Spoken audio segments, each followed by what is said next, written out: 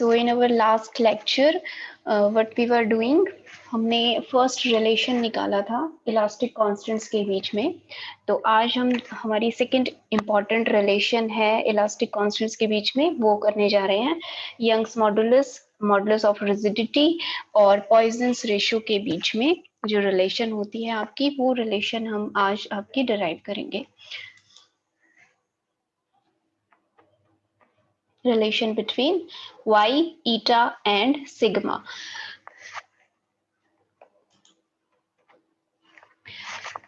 उसी तरह से हमने एक क्यूब यहाँ पे लिया है आपका, और उस क्यूब का हम एक फेस यहाँ पे लेके चल रहे हैं. जो फ्रंट फेस हमने बोला था क्यूब का, हम सिर्फ उस फ्रंट फेस को लेके चल रहे हैं यहाँ पे, और उसी की हेल्प से ही हम ये आपकी जो रिलेशन है वो डिराइव करेंगे. ठीक है. सिचुएशन कैसी है आपको डायग्राम देख के पता चल जाना चाहिए. सिचुएशन कैसी है कि कोई भी ये जो क्यूब था, इस क्यूब का हमने जो लोअर एंड है या बेस है उसको हमने क्या कर दिया है, फिक्स कर दिया है, और बेस के जस्ट अपोजिट जो फेस है क्यूब का, उस पे टेंजेंशियल फोर्स हमने अप्लाई किया है. तो with the application of this tangential force F, जो अपर फेस होता है, जो फ्री फेस होता है फिक्स्ड फेस के विद रिस्पेक्ट टू, वो क्या हो जाता है आपका, स्लाइटली डिस्प्लेस हो जाता है. ए जो था वो डिस्प्लेस होके ए डैश पे चला जाता है इस फोर्स के इफेक्ट में, और बी पॉइंट हमारा डिस्प्लेस होके बी डैश पे शिफ्ट हो जाता है. तो ए डैश, बी डैश, सी, डी आपकी क्या है, डिफॉर्म्ड शेप है उस ऑब्जेक्ट की, जो कि हमारा ऑब्जेक्ट क्या हो गया है, थीटा अमाउंट से डिस्प्लेस हो गया है, या थीटा अमाउंट का शेयर इस ऑब्जेक्ट के अंदर प्रोड्यूस हो गया है. ये सिचुएशन हमने क्यों ली है, क्योंकि इसी सिचुएशन में हमने आपकी शेयरिंग स्ट्रेस और शेयरिंग स्ट्रेन की वैल्यू लिखी थी, और मॉडुलस ऑफ रिजिडिटी हमने आपका वहां पे निकाल के दिखाया था आपको फॉर्मूला जब हम लिख रहे थे. इस वजह से हमने आपकी ये शेप ली है. और इसके अलावा हम आपकी जो थ्योरम्स आपने बीच में पढ़ी, स्ट्रेस कैसे डिवाइड होती है या डिस्ट्रीब्यूट होती है किसी ऑब्जेक्ट में लॉन्गिट्यूडनली और लेटरली, और स्ट्रेन कैसे डिवाइड होती है, वो दोनों ही थ्योरम्स हम यूज करेंगे. उन दोनों का ही हम यहाँ पे यूज मिलेंगे, उन दोनों को रिलेशन निकालने के लिए. तो consider a cube A B C D के एलिमेंट, जैसे कल आपकी क्यूब थी उसी तरीके की क्यूब है, बस यहाँ पे सिर्फ एक डिफरेंस है. यूनिट लेंथ की क्यूब लेने की बजाय कल हमने जो लेंथ मानी थी वो यूनिटी मानी थी, आज हम उसको कैपिटल एल लेके चल रहे हैं कि जो हमारा क्यूब है उस क्यूब की लेंथ है ईच साइड की, वो कैपिटल एल के बराबर है. और ए बी सी डी इसका आपका फ्रंट फेस है, और उस फ्रंट फेस की सभी साइड्स कैपिटल एल के बराबर है. A tangential force F be applied along the top face of cube with its bottom surface fixed. तो bottom surface that is CD, this is fixed, and AB के ऊपर हमने tangential force F apply किया है. ठीक है. अब जैसे कल जो दो आपने पैरामीटर्स लिए थे, वही दोनों सेम पैरामीटर्स हम यहाँ पे भी यूज करेंगे, अल्फा और बीटा. तो अल्फा क्या था हमारा, let alpha be extension per unit length per unit tension. ठीक है, along the direction of force. तो फोर्स की डायरेक्शन में एक पैरामीटर हमने ले लिया है अल्फा, जो कि extension per unit length per unit tension को रिप्रेजेंट कर रहा है, या आप इसे स्ट्रेस भी कह सकते हो, because this is same thing, stress और टेंशन एक ही चीज है. और beta be the contraction per unit length per unit tension in a direction perpendicular to that of force. तो F की डायरेक्शन में हमने एक पैरामीटर ले लिया आपका अल्फा, और उसके परपेंडिकुलर डायरेक्शन में हमने एक पैरामीटर ले लिया है आपका beta. These are the same parameters जो आपने कल की रिलेशन निकालते हुए कंसीडर किए थे. With the effect of this force, this cube is sheared through an angle theta as shown here in image. तो थीटा एंगल से हमारी क्यूब क्या हो गई, आपकी शेयर्ड हो गई है. इस चीज को हम बोलते हैं कि ये शेयर एंगल इसमें प्रोड्यूस हो गया, या फिर ऑब्जेक्ट और cube get sheared through this angle theta. ठीक है। अगर हमारी जो लेंथ है, if length of each side of cube be L, displacement of any point, displacement of any point, जो भी हमारे फ्री पॉइंट्स हैं यहाँ पे ए और बी हैं जो आपके डिस्प्लेस हो जाते हैं, तो जो भी डिस्प्लेसमेंट उनके अंदर प्रोड्यूस हुई उसको हम किससे रिप्रेजेंट कर रहे हैं, स्मॉल एल से रिप्रेजेंट कर रहे हैं। या कोई भी पॉइंट आप अपर या टॉप सरफेस के ऊपर कंसीडर करोगे, जैसे यहाँ इन बिटवीन भी हम कोई पॉइंट कंसीडर करते तो वो भी डिस्प्लेस होके स्मॉल एल अमाउंट से डिस्प्लेस हो जाता इस फोर्स के इफेक्ट में यूनिफॉर्मली। ठीक है, तो such that A dash is small L, और इसी तरह से ये जो बी डैश है ये भी क्या है आपका स्मॉल एल से डिस्प्लेस हो गया एफ फोर्स के विद इफेक्ट में। अब इस सिचुएशन में आपको शियरिंग स्ट्रेस और शियरिंग स्ट्रेन की वैल्यू अगर लिखनी हो तो आप बहुत आसानी से लिख सकते हैं। शियरिंग स्ट्रेस क्या होती है, हमारी फोर्स पर यूनिट एरिया होती है, तो f divided by l square, जो भी आपका फेस है इसका एरिया क्या हो जाएगा, एल स्क्वायर हो जाएगा because it is a square, तो f divided by l square. और शियरिंग स्ट्रेन क्या होती है, थीटा से हम उसको रिप्रेजेंट करते हैं, और जो भी स्मॉल डिस्प्लेसमेंट यहाँ पे प्रोड्यूस होता है इस को हम किससे डिवाइड कर देते हैं, इन दोनों फेसेस के बीच में जो परपेंडिकुलर सेपरेशन है उससे डिवाइड करते हैं, and that is small L divided by capital L. तो आपने यहाँ पे थीटा की वैल्यू लिख ली और स्ट्रेस की वैल्यू लिख ली है। इन दोनों की हेल्प से हम क्या लिखते हैं, मॉडुलस ऑफ रिजिडिटी लिखते हैं। तो therefore modulus of rigidity eta will be equal to shearing stress divided by shearing strain, तो T divided by theta।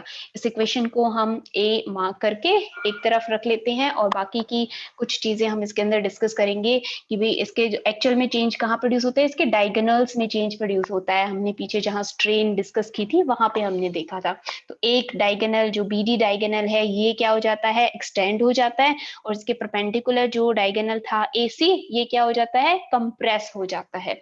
तो आपने जो एक्सटेंशन स्ट्रेन और कंप्रेशन स्ट्रेन लिखी थी हम उन्हीं की वैल्यूज लिखेंगे। ठीक है, अभी आपने दो पैरामीटर्स माने हैं, एक तो अल्फा पैरामीटर लिया है आपने, लिखा है उसको एक्सटेंशन प्रोड्यूस पर यूनिट लेंथ, और दूसरा क्या कहा है आपने, दूसरा पैरामीटर बीटा। तो जब हम एक्सटेंशन स्ट्रेन और कंप्रेशन स्ट्रेन लिखेंगे उसमें इन दोनों ही पैरामीटर्स को हम इंक्लूड कर देंगे, अल्फा और बीटा को। ठीक है, तो उसके लिए हम क्या कर रहे हैं, आपका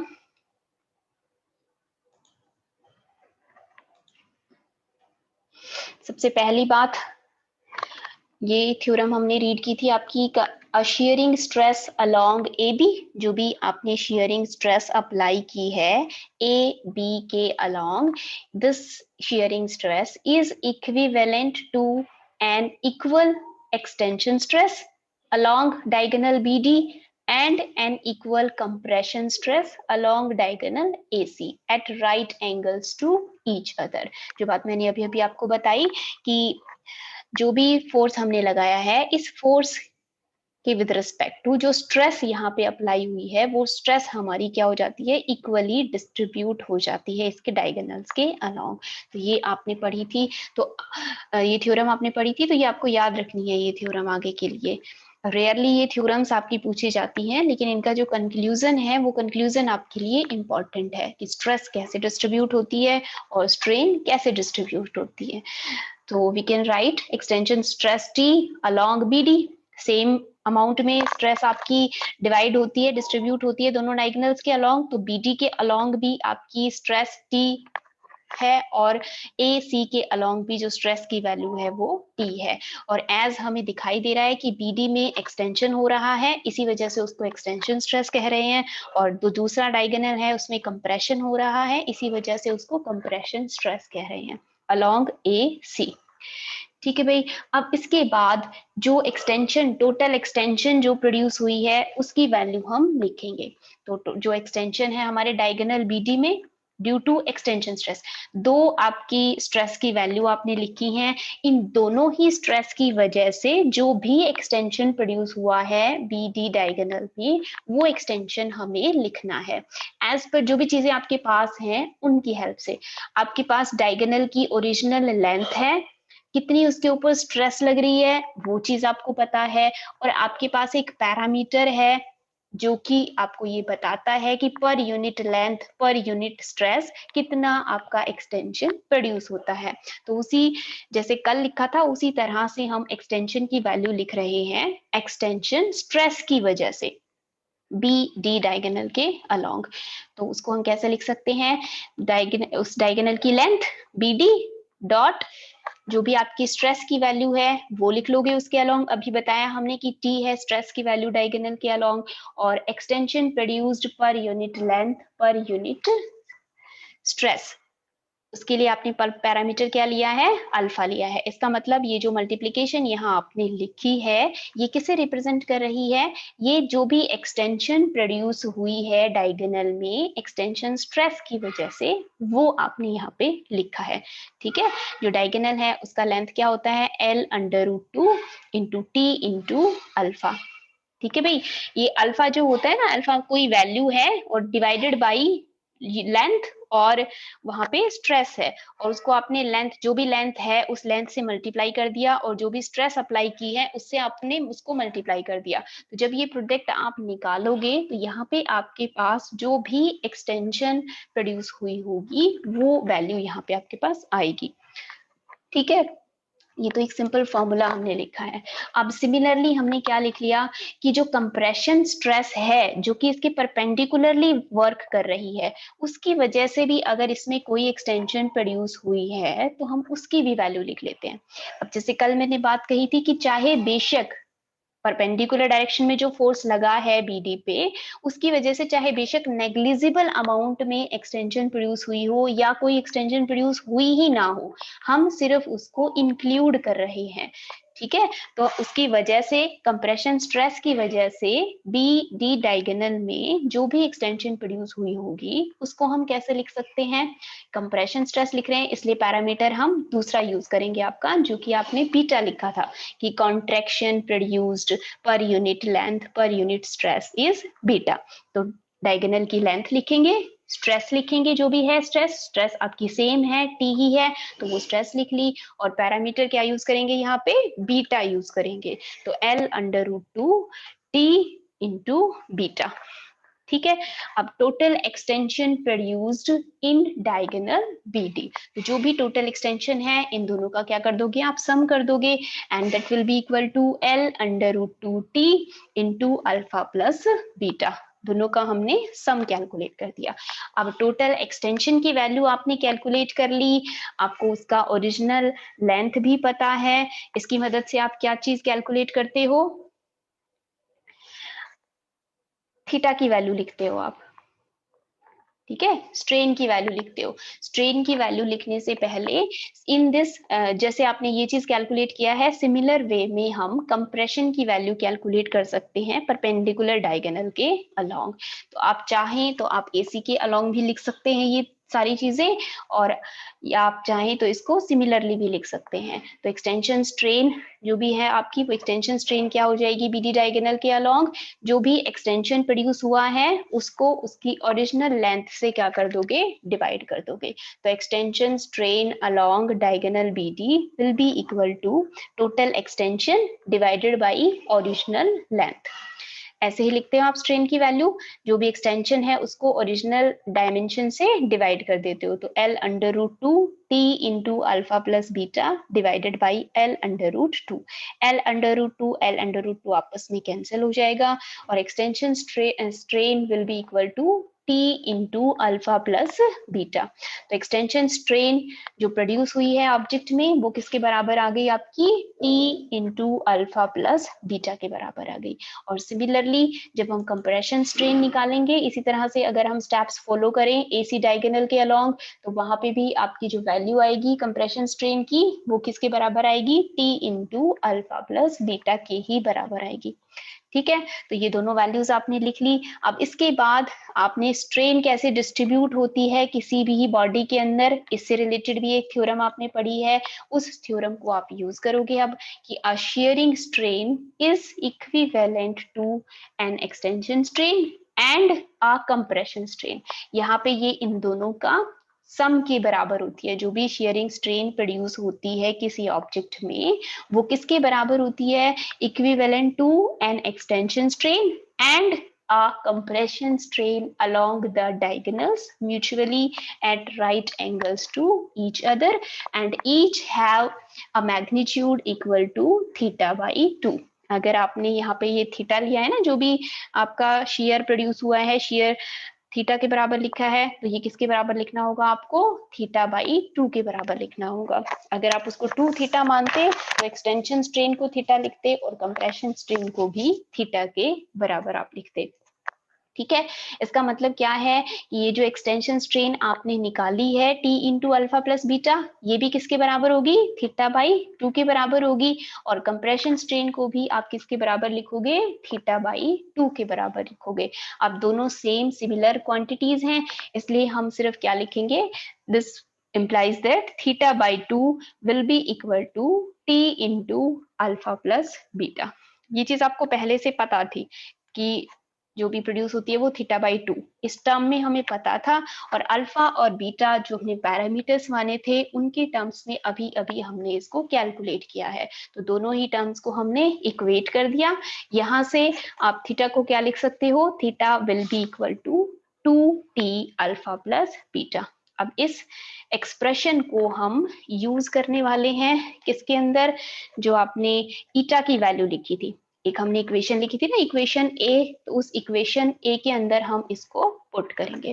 तो उसको पुट करने से पहले, जैसे आपने कल यंग्स मॉडुलस की वैल्यू लिखी थी कल जब डिराइव कर रहे थे, इन द सिमिलर मैनर आपको यंग्स मॉडुलस को सबसे पहले डिफाइन करना है। उसके लिए आपने किसकी हेल्प ली थी? अल्फा की हेल्प ली थी। As alpha is the increase in length per unit tension, it means alpha किसको रिप्रेजेंट कर रहा है? Longitudinal strain per unit tension या फिर स्ट्रेस को रिप्रेजेंट कर रहा है। तो हम क्या लिख सकते हैं? Young's modulus can be written as y divided by alpha. ये मैंने आपको कल समझा दिया था, अगर नहीं समझ में आपको आया है तो कल का जो मैंने वीडियो शेयर किया था उसमें आप देख लीजिएगा कि ये कैसे लिखा हुआ है। ये बात मैंने आपको बार बार बता दी है कि ये क्या है? Extension per unit length per unit stress है। तो यहाँ पे extension per unit length per unit stress लिखोगे, स्ट्रेस को ऊपर लेके चले जाओगे तो ऊपर स्ट्रेस आ जाएगा और नीचे आपका extension divided by original length रह जाएगा। तो ये 1 बाई अल्फा उसको लिखा है हमने। अब जो हमारी इक्वेशन ए थी जिसमें हमने eta is equal to T by theta लिखा था, उसके अंदर हम थीटा की वैल्यू पुट कर देंगे जो हमने अभी अभी कैलकुलेट की है, that is 2t alpha plus beta. t से t कैंसिल हो जाएगा आपस में, तो 1 by 2 into alpha plus beta. अब taking alpha out of this bracket, ये जो ब्रैकेट है इससे अल्फा को बाहर ले लेंगे, तो ये this will be 1 plus beta by alpha. Alpha को ऊपर लेके जाओ न्यूमरेटर में, तो 1 by alpha 2 into 1 plus beta by alpha. अब 1 ओवर अल्फा की जगह क्या रखना है हमने? यंग्स मॉडुलस पुट कर देना है। और बीटा बाई अल्फा क्या होता है आपका? पॉइजन्स रेशियो होता है, सिग्मा। तो ऊपर हमने y लिख दिया और नीचे क्या लिख दिया? सिग्मा लिख दिया। इसको अब रीअरेंज कर देते हैं क्रॉस मल्टीप्लाई करके। y will be equal to 2 eta into 1 plus sigma. तो ये आपकी सेकंड रिलेशन आ गई है इलास्टिक कांस्टेंट्स के बीच में, जो कि Young's modulus, modulus of rigidity और पॉइजन्स रेशियो के बीच की रिलेशन है। तो ये दोनों ही रिलेशंस आपकी बहुत इंपॉर्टेंट हैं। आपकी बहुत सारी रिलेशंस एग्जिस्ट करती हैं इलास्टिक कांस्टेंट्स के बीच में, उनको हम इन्हीं दोनों इक्वेशंस को रीअरेंज करके कैलकुलेट कर सकते हैं। तो इनको रीअरेंज करके, इनको सम करके, डिवाइड करके, मल्टीप्लाई करके हम आपकी कोई भी रिलेशन कैलकुलेट कर सकते हैं इलास्टिक कांस्टेंट्स के बीच में। कोई भी दो आपको दिए हुए होते हैं और बाकी के दो हम आसानी से कैलकुलेट कर सकते हैं रिलेशंस को यूज करके। इसके बाद में आपकी एक दो रिलेशंस यहाँ पे मैंने करके भी दिखाई हैं कि जो आपने डिराइव कर ली उन दोनों की मदद से। अब हम किसको एलिमिनेट कर दें? पॉइजन्स रेशियो को एलिमिनेट कर दें इन दोनों रिलेशंस में से। तो पॉइजन्स रेशियो को अगर हमने एलिमिनेट कर दिया तो जो आपकी रिलेशन बचेगी वो क्या हो जाएगी? यंग्स मॉडुलस, बल्क मॉडुलस और मॉडुलस ऑफ रिजिडिटी के बीच के रिलेशंस। तो हमारे पास जो दो रिलेशंस हैं वो कौन सी हैं? y is equal to 3k 1 minus 2 sigma, और दूसरी जो अभी निकाली y, ये मैंने यहाँ पे आपका बाय मिस्टेक इसको सेम कॉपी कर दिया है, that is 1 plus sigma. Second relation है, इसमें यहाँ पे 1 प्लस सिग्मा है, इसको मैं करेक्ट कर दूंगी। यहाँ पे इसको हम कैसे लिख लेते हैं, y divided by 3k can be written as 1 minus 2 sigma, और दूसरे रिलेशन को y divided by 2 eta will be equal to 1 plus sigma. इसको हम 2 से मल्टीप्लाई कर देते हैं इस इक्वेशन को, ये जो 2 है इस 2 को यहाँ पे मल्टीप्लाई कर देते हैं, तो y by eta will be equal to 2 plus 2 sigma. ठीक है, अब क्या करना है, आपने इन दोनों इक्वेशंस को ऐड कर देना है आपस में। तो बाय एडिंग 2 सिग्मा से 2 सिग्मा आपस में क्या हो जाएगा, यहाँ पे कैंसिल हो जाएगा। जैसे आप नॉर्मल दो इक्वेशंस को सॉल्व करते हो उसी तरह से by adding these two equations we will get y by 3k plus y by eta will be equal to 3। यहाँ से 1 आएगा और यहाँ से 2 आएगा, तो ये आपने इसको इसके बराबर लिख दिया। आप इस y को यहाँ नीचे लेके जाओगे और इसको रीअरेंज कर दोगे इस इक्वेशन को, तो ये रीअरेंज करने के बाद आपके पास जो रिलेशन आती है, that relation is y is equal to 9 eta k divided by 3k plus eta. ये आपकी रिलेशन है, required relation between y, k and eta. अब इन द सिमिलर मैनर अगर हम इन दोनों इक्वेशंस को डिवाइड अगर कर दें, अभी हमने क्या किया था, इनको ऐड किया था, अगर हम इन दोनों रिलेशंस को डिवाइड कर देते हैं तो हमारे पास एक रिलेशन आती है के, ईटा और सिग्मा के बीच में। तो इन दोनों रिलेशंस को, जो दो रिलेशंस थी आपकी अभी आपने जो लिखी थी, इन दोनों को आपने क्या करना है, आपस में डिवाइड कर देना है। डिवाइड करने के बाद जो बचेगा आपका y से y आपस में क्या हो जाएगा, यहाँ पे कैंसिल हो जाएगा। Eta by 3k is equal to 1 plus 2 sorry 1 minus 2 sigma divided by 2 plus 2 sigma.